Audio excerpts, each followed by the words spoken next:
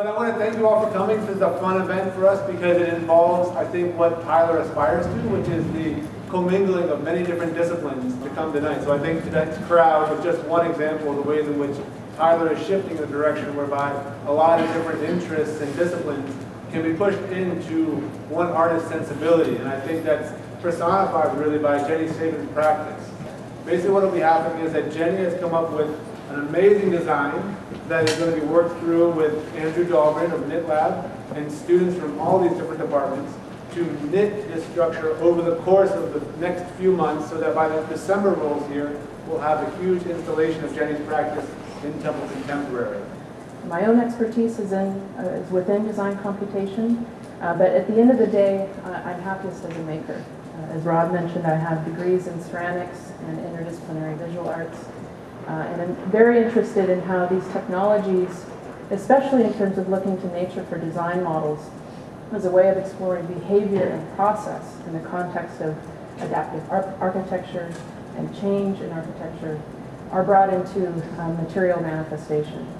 Now I get a little bit upset sometimes when students sort of say, oh, I'm in the parametric studio, I'm in the generative studio, when in fact all of these terms sort of commingle and interact together. And the fourth term is something that we put on the table, which is the visualization and materialization of complex dynamic form and function in context. Which brings me to our project, which is titled After Creods, which has to do with this notion of a hyper-communicative landscape. And again, the goal is to provide a clear framework for where we're going, but I'm equally, if not more so, interested in the kind of mutations within the process that take place as a part of having many different people participate in the making of this, both at the scale of adjusting gradients. One of the things that I was super excited about in working with Shima, we weren't able to actually produce gradients, and you guys can look at this up close in a moment. But this is one of the early models and prototypes that Andrew produced, and I just was like, oh my goodness, we can do gradients? That's incredible. So we're going to incorporate gradients within the three different materials, and the base material, which is a white synthetic thread.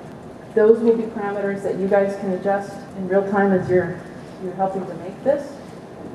But this is going to be an evolving project over the course of the semester. There's close to 500 different windows or shallow tubes, 50 tubes at the beginning.